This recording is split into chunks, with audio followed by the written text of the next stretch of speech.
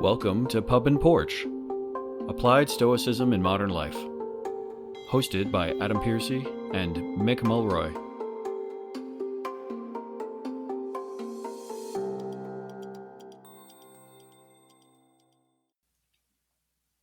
Welcome back to Pub and Porch, Applied Stoicism. I'm your host, Adam, with my co-host here, Mick Mulroy. So, Mick, you and I are sitting down to the microphone. It's been a little bit of time since we've been able to sit down and record an episode together. What's been going on with you that's new, maybe news you're willing to share? Yeah. So as you know, my son got married. Yes, So that many was big. congratulations. It was great to Miranda. Interesting that she was my daughter's friend growing up. So she was already a Mulroy daughter, to be honest. So Yeah. well, now they are married. We told them basically we're always going to take her side, just so you know. So my son's, literally, he's got his one of his sister's best friends, and his mother's already treats her like a daughter. So it was great. But it was, as I told you, Recon Marines, Army Rangers, a lot of Irish, and some Arabs. She's half Lebanese, half Irish. Right. So it was an interesting cabal. It was a very chill wedding, and it was literally a lot of Irishness. So we have a lot of family traditions with collada rings, and Yeah. of course shots of Irish whiskey and such. But and it was really cool. But so we're expanding our small numbers in the Mulroy tribe, and it was really cool. And you, I think, have started a new job. Yeah, I have. I recently changed jobs. I still work in the space program, but now I work we would call it satellite infrastructure, which is like essentially the network that's being built around satellites in space. Oh yeah. And I've just finished 2 weeks there. And it's been a lot of fun. It's an incredibly positive atmosphere. The people and culture division, which is people would think that's HR, but it's a lot more than that. The people and culture division do a really good job fostering the onboarding What's process, which was culture great. division? Is that some Canadian thing? People and culture? No, it's basically, this is very, I've never seen this called this way to anybody else. It's basically human resources, talent acquisition, and I think one other thing I'll put together. But in this company, very specifically, there is like a huge impetus on the culture of the company itself. And so I think they just wanted to stand out a little bit, and they chose this name, which now that I've been working with them for a couple of weeks, actually is really fitting for them because it feels very people oriented and the culture is incredibly positive. And so that's how it is. I don't know that I would say it's a Canadian thing. I think there's probably other people and culture groups out there, but this was more, diversity is a big part of what they do. In fact, they had an onboarding for diversity to talk about what they do at the company for that. But it was more about culture of the community of the company. All right. So like I had to talk Not to opposed to it. PNC. I just never heard of it. Yeah. Yeah. Yeah, I had to talk to PNC about being on this podcast, for example, because they were like, we want our people. Like, you don't usually hear a company open with things like we want our people to be leaders in the industry and go to events. And I have some events coming up this year where it's like, oh, so you guys are like all for that, even though it might pull me away from the office every once in a while. So it's pretty cool. That is cool. And I was going to ask you, yeah, this is your area. We all saw that catastrophic explosion of the rocket on the Blue Origin launch pad. Obviously, a problem, but how big of a problem is it? Because I'm a space geek, not a professional, but like I follow it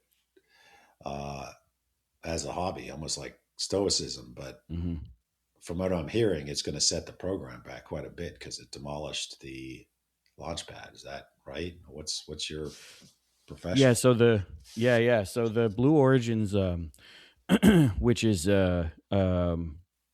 it's one of the private, we could call it a private space company right now in the sense of it wasn't specifically a NASA run launch sequence, but they were doing a fueling test of the first stage of the rocket, which is the bottom stage where the main engines are. And there was a catastrophic explosion, like you said.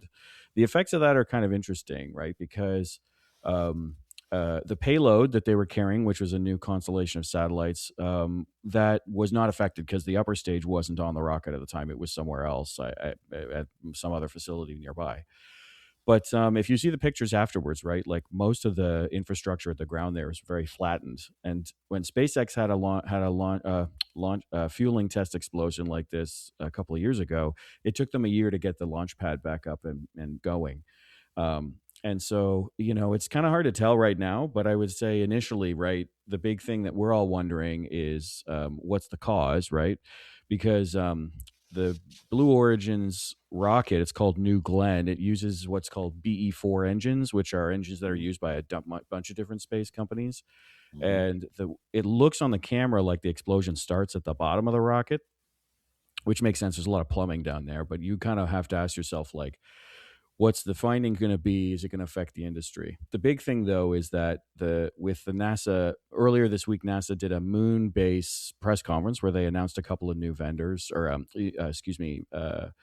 supplier selections and stuff like that. So there's an accelerated push for launches to the moon, which puts, when you lose a rocket and other rockets are being taken for the moon stuff, you start to see a strain on the industry. You start getting into a lack of available flights to get your hardware on. So that's going to be the other big thing, I think. So the first thing is figuring out the technical issue. The second thing is going to be what happens to the industry's timelines, because if New Glenn isn't ready to fly and Amazon needs to, or excuse me, Blue Origins needs to get a set of constellations up, they either have to find another rocket or try and accelerate something. And we all have to remember too, most of these space companies aren't that old, that are currently leading the fray into the lunar world. And so, these are some of the hiccups that you see when back in the early '60s, when NASA was prepping to what eventually became the Saturn V. They had rockets blow up all the time. So it's probably an effect on flight schedules. There's going to be a technical impact for sure if there's something wrong with the engines that they had. And then, like I said, the last thing is really just schedules. That's always going to be a pain for And I everybody. saw that the plan for the lunar base is only going to be $20 billion. I mean, people. I mean, that's obviously a lot of money, but if put that Yeah. in perspective, we've already spent over three times that on the war in Iran. Right? We could have Yes. an actual lunar base for $20 billion. I was surprised. Unless Yeah. So the think about plan is essentially, the first part of the plan is essentially 10 billion in the first 3 years, allocated towards this. It's supposed to total 30 over 9 years. So like it's every 3 year cycle. They're meant to try and get Mhm. funding increases like that. Um, and at least, so I should say that I'm not an expert on this. This is my knowledge of the news as well. But that is kind of how the cycle goes, right? As you start getting funding and it comes in. It and there's two things I take away from this. One, like, where did it come from? A lot of this is reallocation. There have been programs that have been paused or canceled, right? A lot of those, including the Gateway program that I was working on. But then on the other side of it, there's the thing where you have to say, it's sort of like, I always want people to know this. The space program is a tiny part of the budget. It is minuscule compared to other parts of Mhm. the budget, right? But it Totally. yields really high rewards, right? Whether it comes to earth science or other sciences on the earth, like, because it's earth science, which includes ocean and air and all that stuff, but also to new technology development, right? Like Bluetooth came out of the space program, right? Microwaves came out of the space program, and you kind of go, oh. So I always try to remind people too, it takes a very small amount of money in comparison to get this stuff done, but the yield is really high. And so I always urge, like, local members of parliament here, I'm always like, hey, I work in the space program. What are you doing Mhm. for us? Right. So, Mhm. Oh, cool, man. yeah. Good catch So it's up. been a busy little while. Excited for you. Thank you. I appreciate that. Yeah, it's going to be fun. I'm a director now, which is my first time in this level. So it's scary and exhilarating at the same time. I think So I that's need to kind of how call you everything is Mr. like. Director, like we used to do in the agency. Mr. Oh, Director. yeah. Mr. Director. Um, so today though, and this will be a bit of a hard pivot, but that's okay. Today you and I were kind of talking about this in the background, right? Because we're entering into another round of political cycles, and we were kind of talking about selecting a political leader, like what are the kinds of things that we look for? And I'd love to get your initial thoughts on this one, because I know you and I have spoken a little bit about sort of, I would almost call it a pipeline of, like, funneling certain thoughts through for long term. So, but what's your initial take?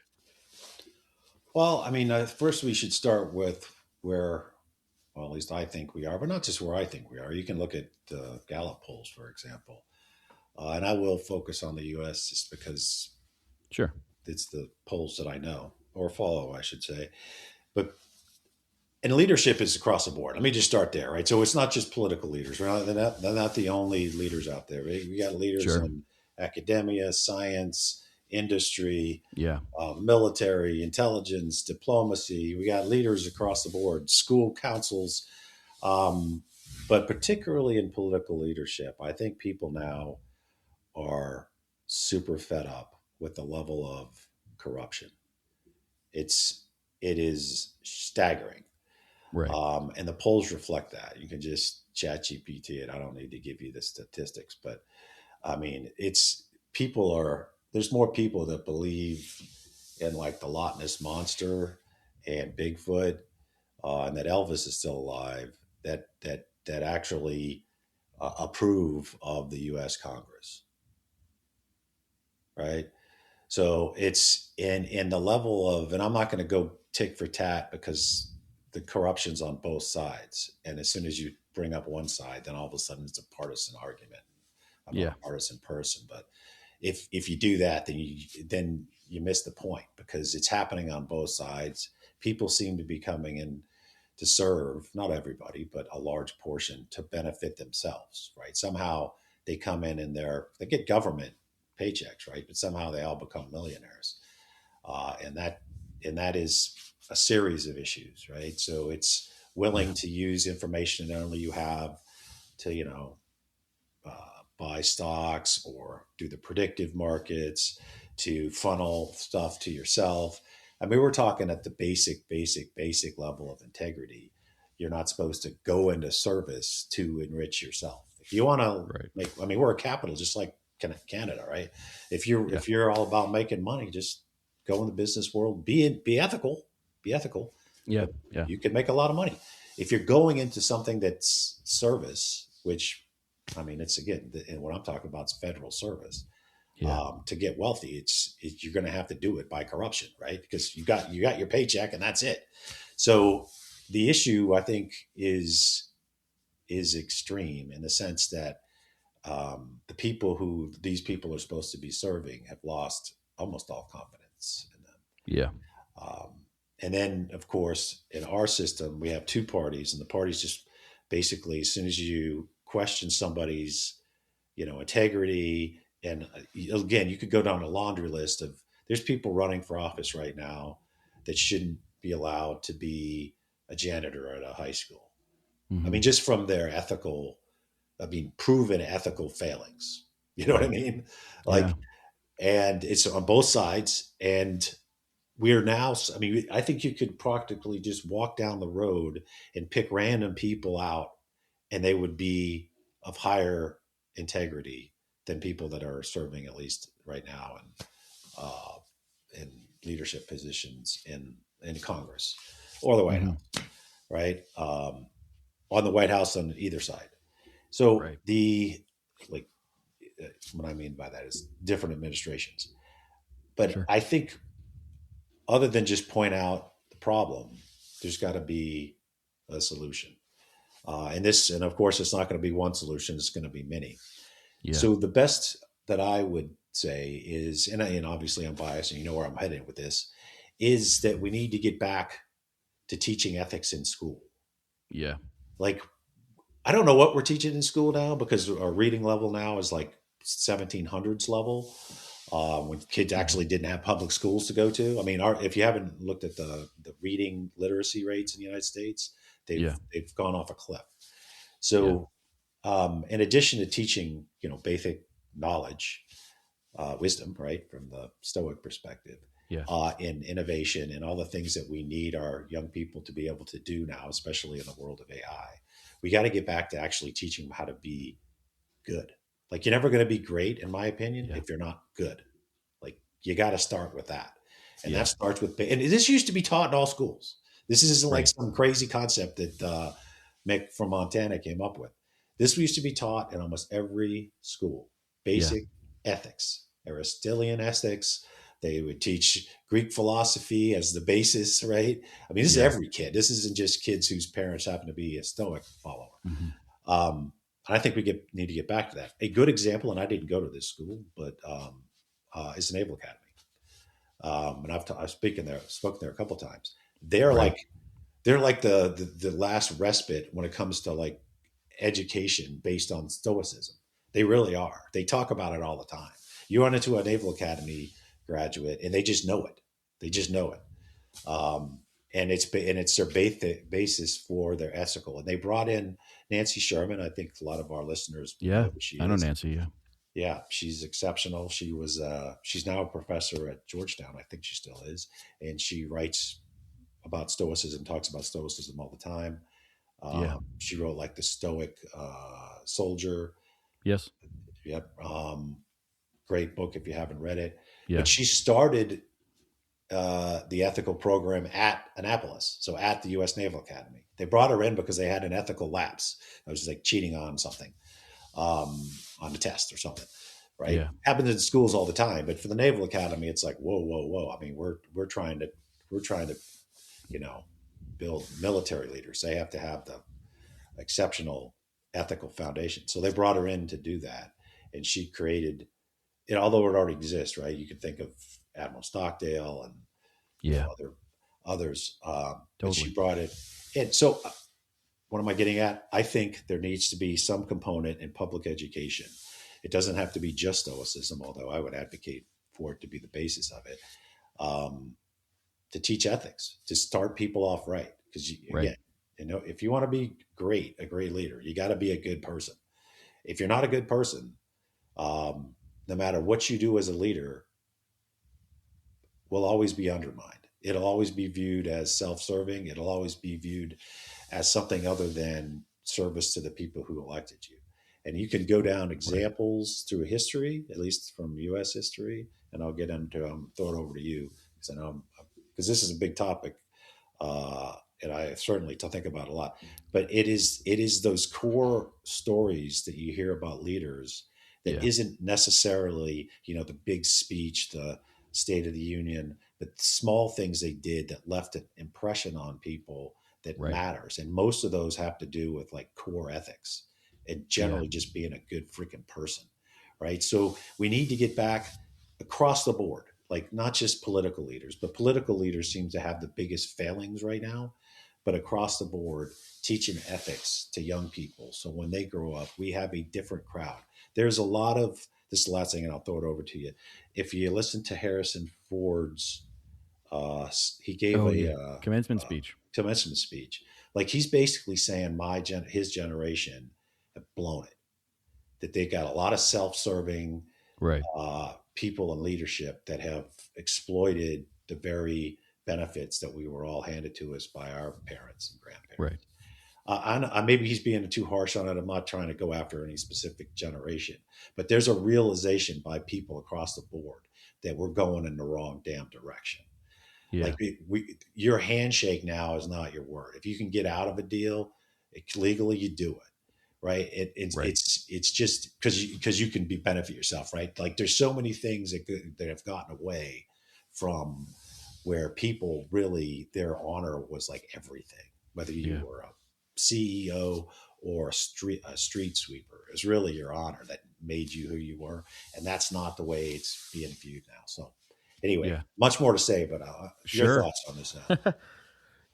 Yeah, I think, right now, I think, I always look at the political spectrum and of elected people as being a mirror of what's happening here in your own society, right?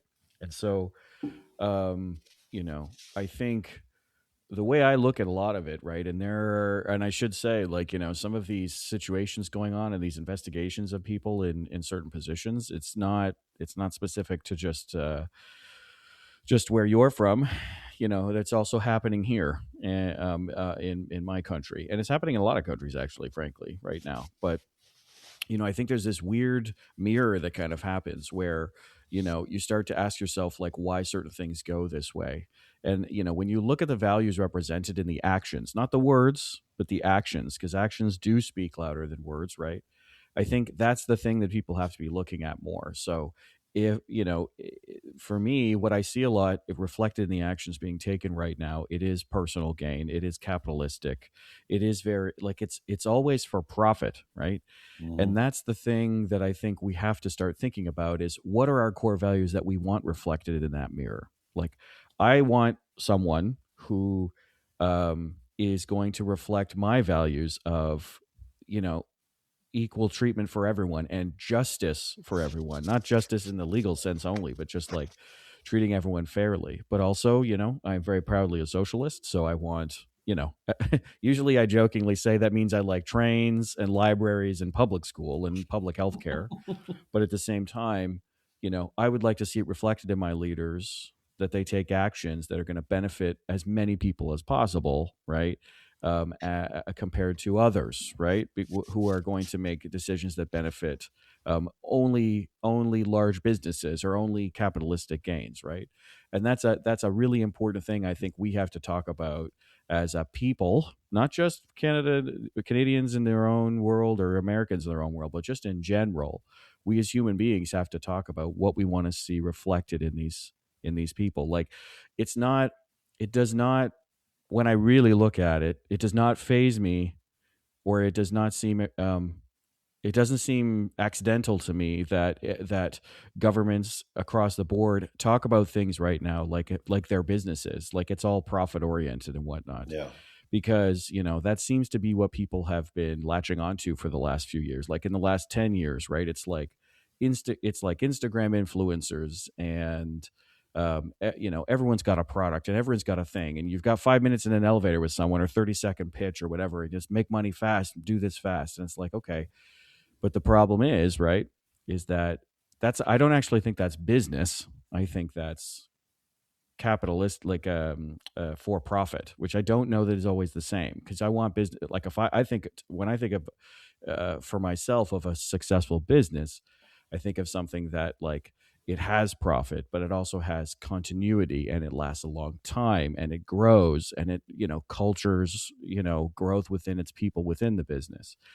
But if we're always up for fast gains, fast turnaround, move on to the next thing, right? That's what I'm seeing reflected right now, right? It's like every political cycle, especially in the city that I live in, every political cycle changed the nature of public transit, right? There was new tube lines going in, then there weren't. There were GO trains going, and then there weren't. And then there were better rail. No, that wasn't happening.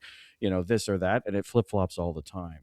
So I really think we need to go back to this idea of like, what values do I have, real values that I have that are positive, that I want to see reflected in my leaders?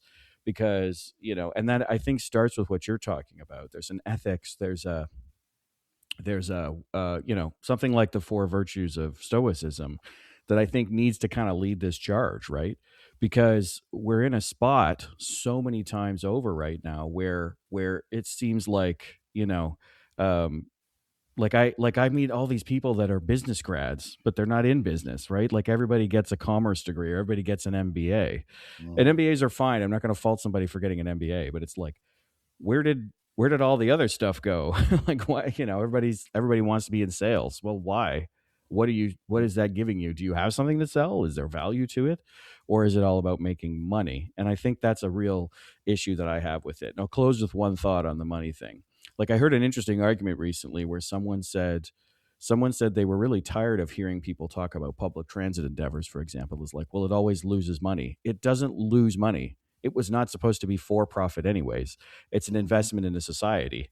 So this is where it's like, whoever is saying that, oh, well, transit's losing money, they don't understand, I think, what public transit's supposed to do, which is provide a service, not Right. provide, Which does help the you know, economy, it right? does help the And people economy. don't all have to have a car, right? Exactly. No, and that's the thing, Yeah. right? It's like, what endeavors can we take on that are going to do the most for other people? And honestly, what I would say to a lot of people, and you and I worked on a book. We were working on a book together a little while ago where I spoke about Yeah, this, where it's like you have to pick your values never that got are that. being reflected in the people that you have up there. Yeah. And that's a really important thing to me. And ask yourself, like, are these the values that I would want reflected if someone was doing a retrospective on me, if I was in that position?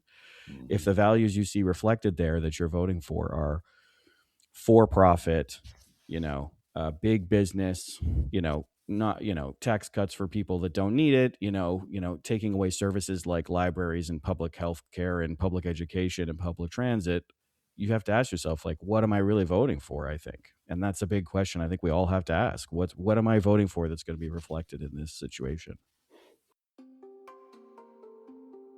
Thank you for listening to the Pup and Porch podcast.